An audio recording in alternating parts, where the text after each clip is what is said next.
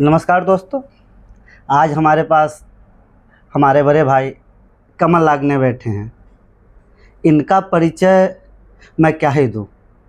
ऐसा कोई व्यक्ति नहीं होगा जो कवि सम्मेलनों की दुनिया को जानता हो और ओज के इस यशस्वी कवि को न जानता हो। आज हम इनसे कुछ बातें करेंगे। बातें कैसी होंगी वह तय होगा, बीच बातचीत में बातें तय होंगी। हमने कुछ शुरू से तय नहीं किया है, तो आप भी देखिए और हम भी करते हैं। मज़ा बहुत आने वाला है। भैया नमस्कार।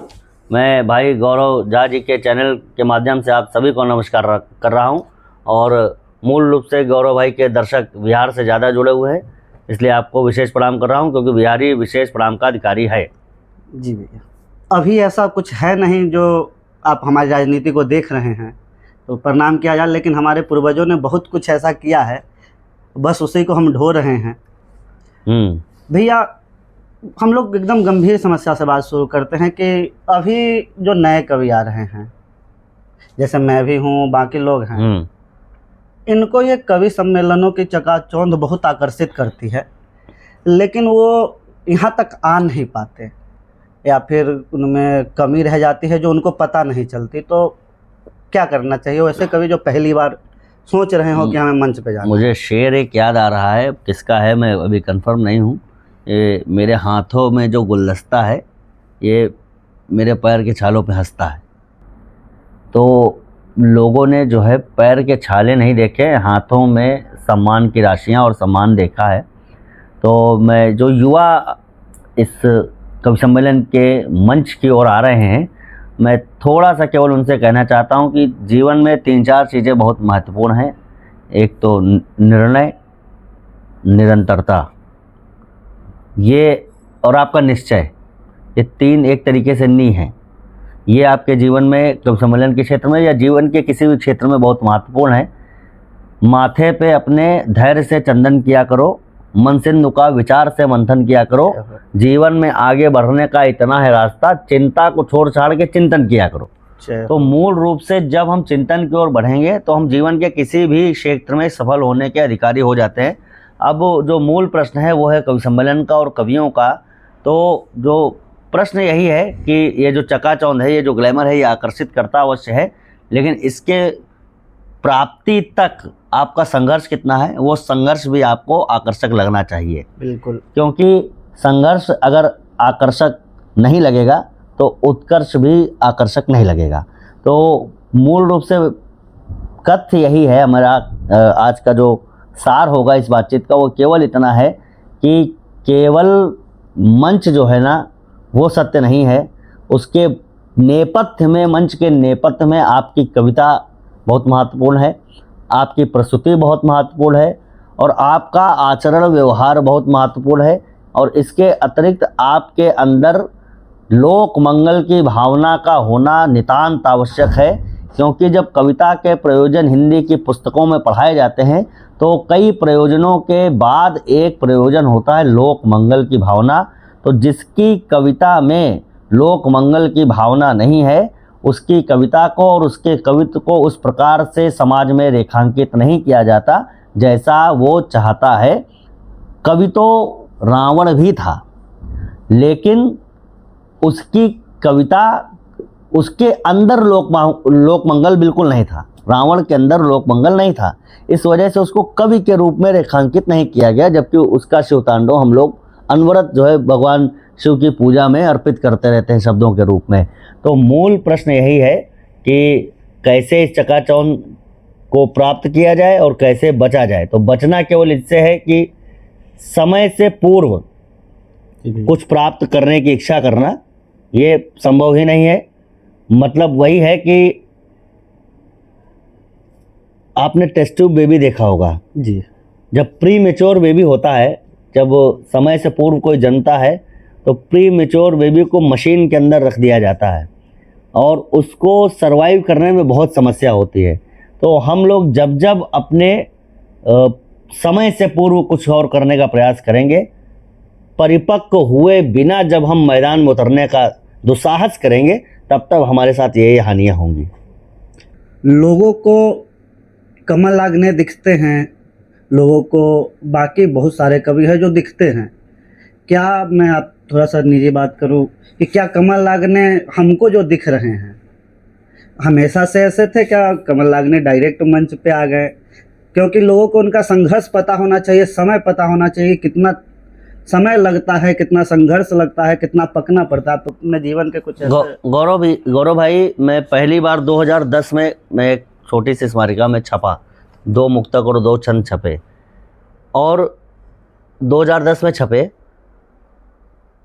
उससे मंच पर आने से पहले जो कवि सम्मेलन संस्थान हमारा है, ये मंच पर आने से पहले आपको बहुत पॉलिश होने की आवश्यकता के लिए तैयार करता है। लेकिन आज जो है ओपन माइक का दौर है, कवि सम्मेलन का दौर है, लोग अपने आप ही कहीं ना कहीं पहुंचने का प्रयास कर रहे हैं। हर चीज़ सीढ़ियों से मिलती है। पहली सीढ़ी आपको चढ़नी पड़ेगी। आप अगर 4-5 सीढ़ियाँ एक साथ चढ़ेंगे तो गिरने का खतरा है। ये संयोग हो सकता है या भाग्य बहुत प्रबल हो सकता है कि कोई बिना शुरुआत करे ही सफल हो जाए। लेकिन कवि सम्मेलन संस्थान में आने से पहले साहित्य की छोटी छोटी गोष्ठियाँ होती हैं, जिसमें बड़े कवि अपने छोटे कवियों को कई सारी चीज़ें सिखाते हैं। छंद का ज्ञान सिखाते हैं, मात्राओं का ज्ञान सिखाते हैं, वर्ण गणना सिखाते हैं, मात्रा गणना सिखाते हैं, और गज़लों के मीटर सिखाते हैं। उसके जो बहरे होती हैं उनके बारे में बताते हैं। तब धीरे धीरे जब आदमी के लेखन में परिपक्वता आती है, फिर उसके मंच पर जाने का समय आता है, फिर मंच पर अपनी प्रस्तुति को बहुत प्रभावशाली बनाने का समय आता है। तो मूल रूप से मेरे जीवन में भी यही रहा कि मैं आरंभ से लिखता रहा, और मेरे जीवन का जो भी आया है वो स्टेप बाय स्टेप आया है, धीरे धीरे आया है, और धीरे धीरे आने की वजह से ही मेरे अंदर स्थायित्व है। ये मुझे गर्व है कि मुझे गुरु का सानिध्य मिला। मेरे पूज्य गुरुदेव डॉक्टर रामेश्वर प्रसाद द्विवेदी प्रेंकर जी, जिनके सानिध्य में रह करके मैंने कविता का आरंभिक समय बिताया है। और सबसे अच्छी बात ये रही है कि जो सबसे छोटी इकाई है कवि सम्मेलन की वो साहित्यिक गोष्ठी। तो मैं गोष्ठियों से निकला हुआ हूँ। जब आप क्रिकेट का उदाहरण लीजिए, पहले बैटिंग अपने होम ग्राउंड में होगा, होम ग्राउंड के बाद जब आप खेलते खेलते प्रैक्टिस करते करते बहुत दक्ष हो जाएंगे, तब उस दक्षता के साथ में आप ऊपर के मैदानों में जाएंगे, फिर आप रणजी खेलेंगे, फिर आप फर्स्ट क्लास खेलेंगे, फिर आप इंटरनेशनल में जाएंगे, और हो सकता है पहले आप इंडिया बी टीम में जाएं, फिर इंडिया ए में जाएं, फिर मेन टीम में जाएं, फिर आप इंटरनेशनल खेलेंगे। तो जो क्रम है ना, ये सारी जगह क्रम फॉलो होता है। आप कविता का क्षेत्र अगर छोड़ दीजिए तो किसी भी क्षेत्र में ऐसा संभव नहीं है कि कोई आप स्टेप क्रॉस करके कहीं चले जाए। मुझे आप कोई बताओ गौरव भाई कि कौन सा ऐसा सिंगर है जो बिना स्टेप फॉलो किए कहीं पहुंच सकता है? बिल्कुल ऐसा संभव नहीं है कि हमारे कवि सम्मेलन संस्थान से फिल्टर का कोई मतलब ही नहीं बचा है। आप कभी सोच सकते हैं कि सारे गामा पा लिटिल चैम्प जैसे शोज में कोई ऐसा व्यक्ति जा सकता है जिसको गाना ना आता? बिल्कुल ऐसा नहीं होता है, लेकिन मंचों पे ऐसे लोग आ जाते हैं। हमारे हिंदी कवि सम्मेलनों में ये एक समस्या जरूर है कि जिसने कुछ भी सीखा नहीं है, जिसने समय नहीं बिताया, जिसने कुछ भी नहीं किया है, वो केवल अपने जुगाड़ से, अपने तरीके से मंच पर आ जाते हैं, और फिर उनके साथ वही होता है। अगर मैं नहीं चाहता कि वीडियो बहुत लंबा हो, लेकिन छोटी सी घटना मैं आपको बता रहा हूँ। मेरे 2 मित्र थे मेरे साथ में, मैं नाम नहीं लूँगा, सार्वजनिक मंच है। 2 मित्र मेरे साथ आज से 10 साल पहले, जब शुरू 11 साल पहले चले थे, तो उन लोगों को कुछ कृपा के कारण कुछ अच्छे मंच मिल गए उस समय। तो 10-11 साल पहले मानवीय जो प्रकृति होती है, उस प्रकृति के अनुरूप मेरे अंदर ये ईर्ष्या, मेरे अंदर ये कुंठा जरूर आई कि इन लोगों ने क्या किया है कि ये अच्छे मंच पढ़ रहे हैं, और मैं जबकि इनसे अच्छा लिख रहा हूँ और मैं अभी वहाँ नहीं हूँ। लेकिन उससे हुआ क्या, वो लोग जिस बड़े कवियों के साथ में मंच पर पहुँचे, वहाँ से वो लोग पहली बार में खारिज हो गए।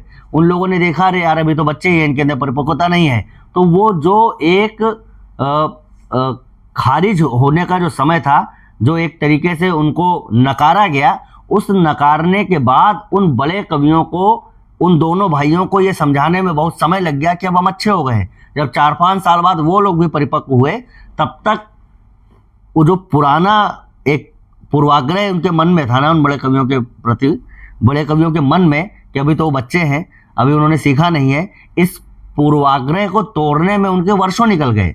मेरे साथ अच्छी बात ये रही कि मैं साहित्यिक गोष्ठियों से छोटे मंचों पर आया, छोटे मंचों से गांव के मंचों पर, गांव से कस्बों के मंचों पर, फिर धीरे धीरे अखिल भारतीय कवि सम्मेलन में आया। तो मेरे पास एक तो जो छोटे ग्राउंड थे वहाँ बैटिंग करने का बहुत अनुभव था। उस अनुभव का इस्तेमाल जब बड़े मंचों पर किया तो लोगों ने हाथों हाथ स्वीकार किया। मेरी स्वीकारता बड़े लोगों के बीच में बनी रही, ये सबसे अच्छी बात मेरे जीवन में रही। तो इसका उत्तर यही है कि धीरे धीरे ही चलना है, धीरे धीरे रे मना धीरे ही सब होए, माली सींचे सौ घड़ा ऋतु आए फल होए। तो ऋतु आने पर ही फल प्राप्त होगा। और ये तो जीवन हमारा दो सिद्धांतों में चलता है, कर्म का सिद्धांत, एक भाग्य का सिद्धांत। तो कर्म का सिद्धांत हमारे यहाँ रामचरितमानस में कहते हैं, कर्म प्रधान विश्व रच राखा, जो जस करे सो तस फल चाखा। और उसी मानस में ये भी कहा गया है कि होइए वही जो राम रच राखा, को करि तर्क बढ़ावे शाखा।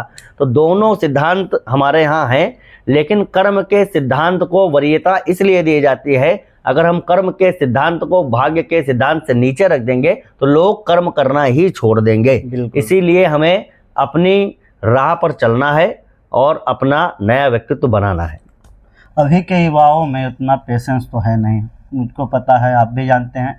और कह सकते हैं कि उनकी जो चाह होती है कि 4 रीलें चल गई तो मैं मंचों पर जाके वैसा ही धमाका कर दूंगा जो सोशल मीडिया पे कर दिया है।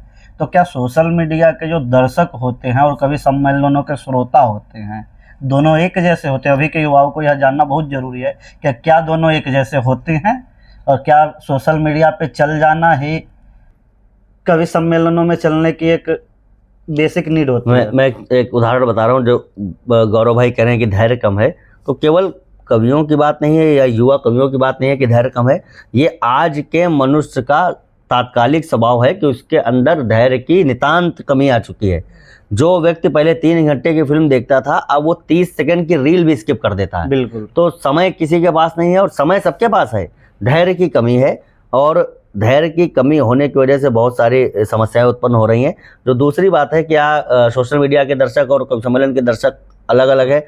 तो मैं ये नहीं कहूँगा कि सोशल मीडिया और कवि सम्मेलन के दर्शक बहुत अलग हैं, लेकिन सोशल मीडिया पे जो हम रील बनाते हैं, उस 30 सेकंड की रील को बनाने के लिए हम 5 से 7 मिनट खर्च करते हैं, एक रील बनाते हैं।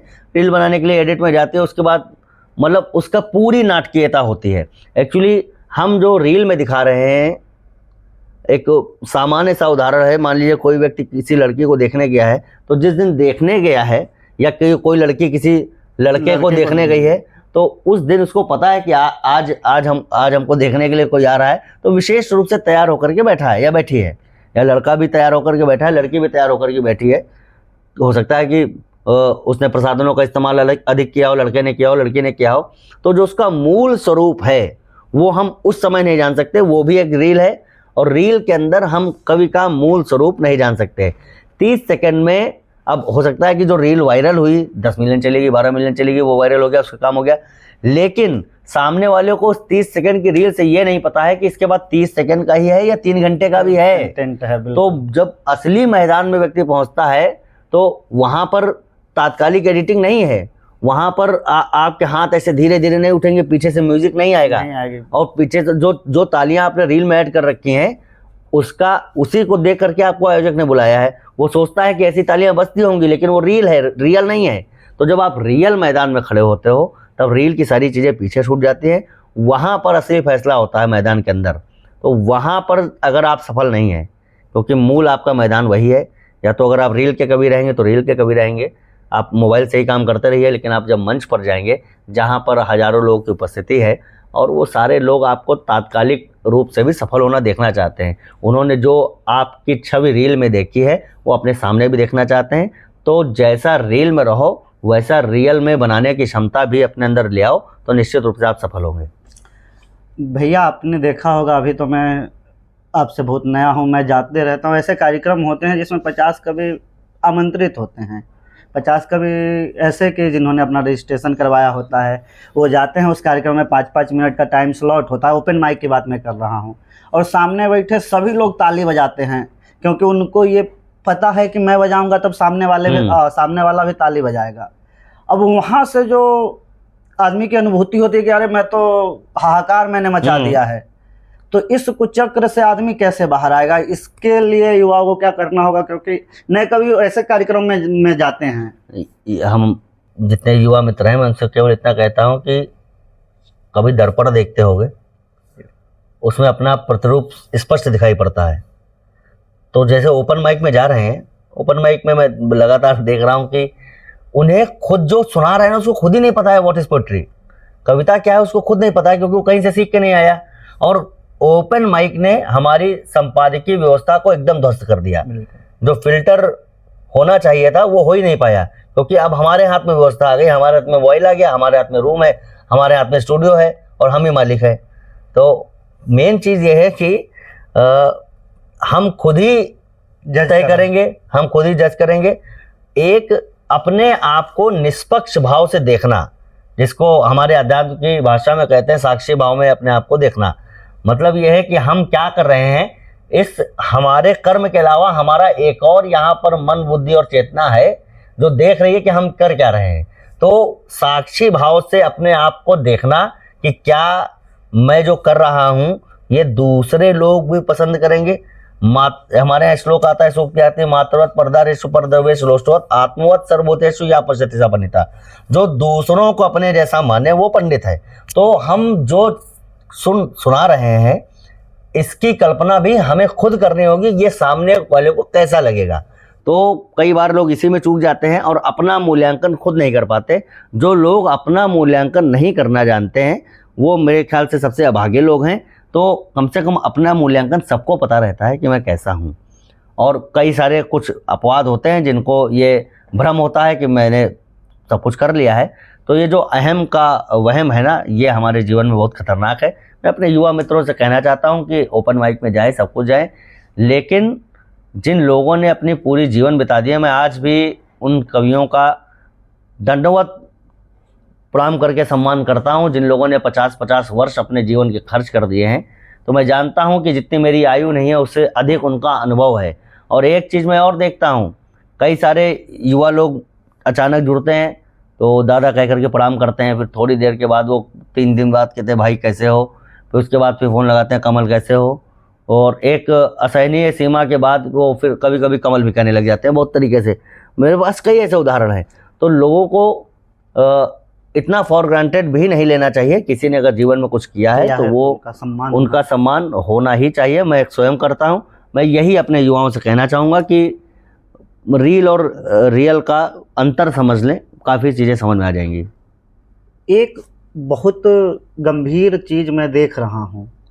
होता क्या है कि जो लोग कल तक कुछ नहीं लिख रहे हैं, हमारे आपके तो जानने वाले में ऐसे नहीं होंगे, और अभी वो छंद लिख रहे हैं, वो घनाक्षरी लिख रहे हैं, और साफ साफ पता चल रहा है कि ये किसी आर्टिफिशियल इंटेलिजेंट के टूल का इस्तेमाल करते हैं।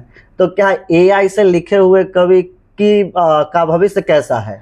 देखिए क्या है ना कि ये बहुत ही गंभीर प्रश्न भी है और सोचने का विषय केवल इतना है कि थोड़ी देर पहले मैं दर्पण की बात कर रहा था, दर्पण देखने का। हम दुनिया को धोखा दे सकते हैं लेकिन खुद के प्रति हमको पता है कि हमने क्या किया है। एआई आपको कविता लिख करके दे सकता है लेकिन एआई कभी सरस्वती नहीं बन सकता। बिल्कुल बिल्कुल भैया। तो भगवती का, सरस्वती का जो आशीष है वो अलग है, एआई का आशीष, एआई की जो तकनीक है वो अलग है।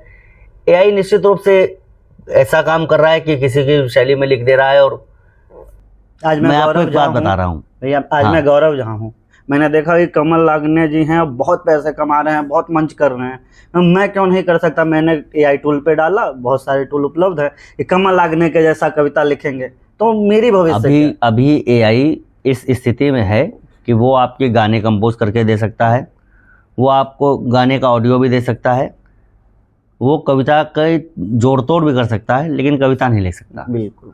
अभी भी वो सूचनाओं पे काम करता है, भावनाओं पे काम नहीं करता। और भावनाओं पे अगर कोई चमत्कार होता है, ईश्वर ही तय करके बैठा होगा कि इन मनुष्यों के हाथ में ईश्वरत्व भी चला जाए, तब एआई के पास भावनाएं भी आ जाएंगी। अभी सूचनाएं हैं, उस सूचनाओं के आधार पर कविता बना करके दे देता है। कई बार उसमें तुकांत नहीं होता है, कई बार उसमें कई सारी कमियां होती हैं, तकनीकी पक्ष की भी कमियां होती हैं। मैं भी कई बार उस पर ट्राई कर चुका हूं कि जरा घनाक्षरी छंद लिख के दिखाओ, तो उसके बस का नहीं होता। तो लेकिन अगर हमारे जैसे कवि ही उस एआई को ट्रेंड करते रहेंगे तो भी हो सकता है आने वाले समय में गणाक्षरी भी लिखने लग जाए। लिखने लग जाए। लेकिन अब सोचने वाली बात यह है कि आप एआई से लिख लेंगे, लेकिन अंदर की कविताएं जो है वो जो आत्मसंतोष देती है वो एआई की कविताएं कभी नहीं दे पाएगी। तो इसमें करने को तो कुछ भी किया जा सकता है, तकनीक का प्रयोग कई प्रकार से होता है, और आज का तो एआई का युग ऐसा है कि जो एआई पर अपडेट नहीं रहेगा या एआई टूल से अपडेट नहीं रहेगा तो जीवन आगे बहुत कठिन होने वाला है। लेकिन कुछ क्षेत्र हैं, मुझे ऐसा विश्वास है कि एआई ललित कलाओं में बहुत सारी चीज़ें कर सकता है, पेंटिंग बना सकता है, वो सिंगिंग भी कर सकता है, हो सकता है मूर्तिकला बनाने का पूरा स्ट्रक्चर वो सिखा दे, सब कुछ सिखा दे, पेंटिंग आती है। हाँ, लेकिन मुझे ऐसा विश्वास है कि कविता जो है, आप जब दिनकर जी को पढ़ते हैं तो वो उन्होंने क्या लिखा है, दिनकर जी की बात हम बाद में करते हैं, पहले हनुमान चालीसा में कवि कोविद कही सके कहाँ से, और दिनकर जी लिखते हैं कवि कलाकार पंडित ज्ञानी, तो उन्होंने कवि को अलग रखा है। हनुमान चालीसा में कवि को अलग रखा है, कोविद अलग रखा है।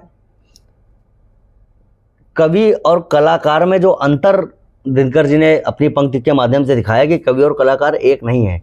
तो कला जो है ना, वो कुछ कलाएं एआई उनको हैक कर सकता है, लेकिन कविता जो है वो सच में उतरती है कई बार। तो मुझे ऐसा लगता है कि जो काम कवि कर सकता है वो एआई से संभव नहीं होगा। ये गुरु परंपरा की कमी देखी वही है, मैं यही कह रहा हूँ कि एआई जैसे गुरु परंपरा से जो है सब कुछ ज्ञान सूचना आपको दे सकता है, ज्ञान नहीं दे सकता, और एआई दीक्षा नहीं दे सकता। बिल्कुल। तो वही है कि विज्ञान कितना भी प्रगति करेगा, जिस दिन ईश्वर बनने का आएगा तो अगर ईश्वर की इच्छा होगी तब विज्ञान ईश्वर बन सकेगा, वरना जब तक है कविताई और कवियों के अंदर संवेदनाएं हैं, वैसी संवेदना एआई को लाने में भी जन्मों लग जाएंगे। बिल्कुल। मैं लेकिन काम चलाऊ वो कवि बना सकता है, काम चलाऊ व्यवस्थाएं कर सकता है, और काम चलाऊ घर चला सकता है किसी का। इतना जरूर एआई कर रहा है आजकल। चिंता का विषय है हमारे लिए भी, क्योंकि अगर ये काम करने लग गया तो बहुत सारे ऐसे काम हैं, जैसे हमारे पास काम आते हैं कि किसी उद्योगपति ने फ़ोन किया कि मेरी बेटी का विवाह है और मेरी बेटी का ये नाम है, दामाद का ये नाम है, मुझे एक कविता चाहिए, आप कितने पैसे लेंगे, क्योंकि मुझे सुनानी है, या मुझे लिख करके दीजिए, मैं वहाँ प्रेजेंट करूँगा। ये काम वो एआई से करा सकता है। बिल्कुल कराते। लेकिन हम जो समाज को संदेश देना चाहेंगे, मुझे लगता है कि एआई अभी तक वहाँ तक पहुँचने में उसको समय लगेगा।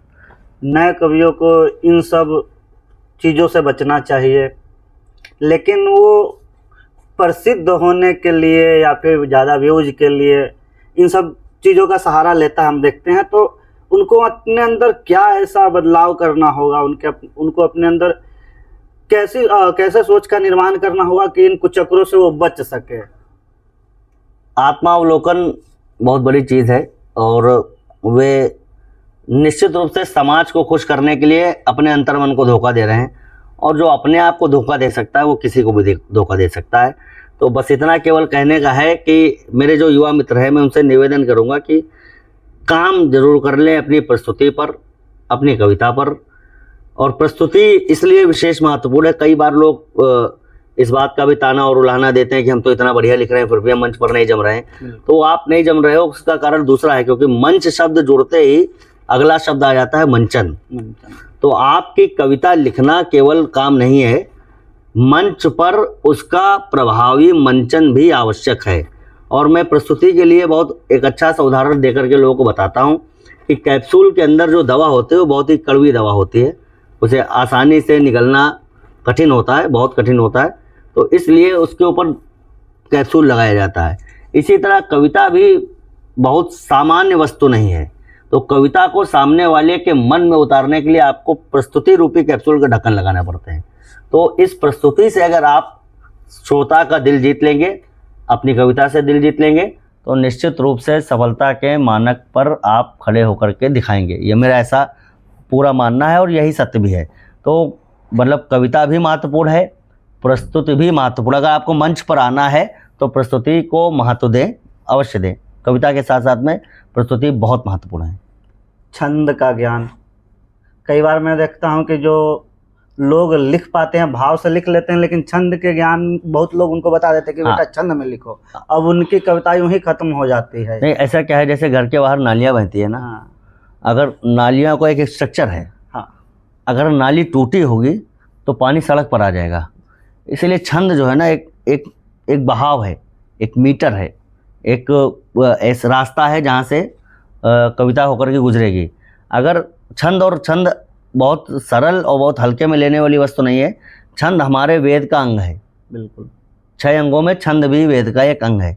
तो इतनी महत्वपूर्ण वस्तु, जो जैसे जीवन में हमारे लय होती है ना, अनुशासन होता है, कविता का अनुशासन ही छंद है।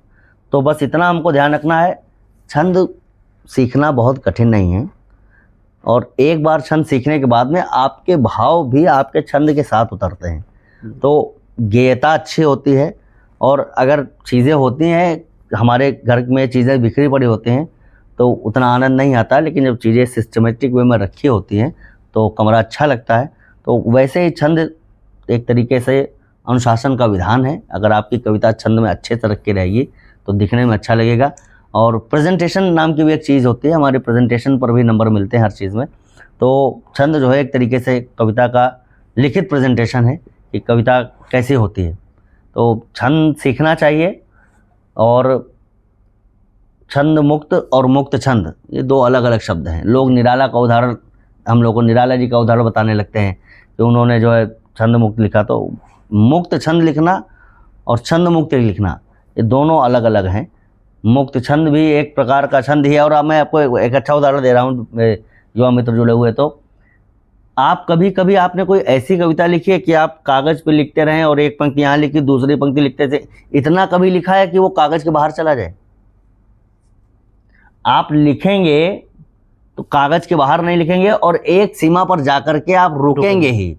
तो इसका मतलब आपके दिमाग में भी एक छंद है कि यहाँ रुक जाना चाहिए। अब कि दूसरी पंक्ति हमारी इतनी बड़ी थी, पहली पंक्ति इतनी बड़ी थी, दूसरी इतनी बड़ी है, एक समय सीमा के बाद आप जाकर के रुके। इसका मतलब है आपके दिमाग में कुछ छंद है, लेकिन वो छंद अशुद्ध है। तो उसी छंद को सीख लीजिए और अच्छा रहेगा, आपके लिए अच्छा रहेगा, आपको अच्छा लगेगा।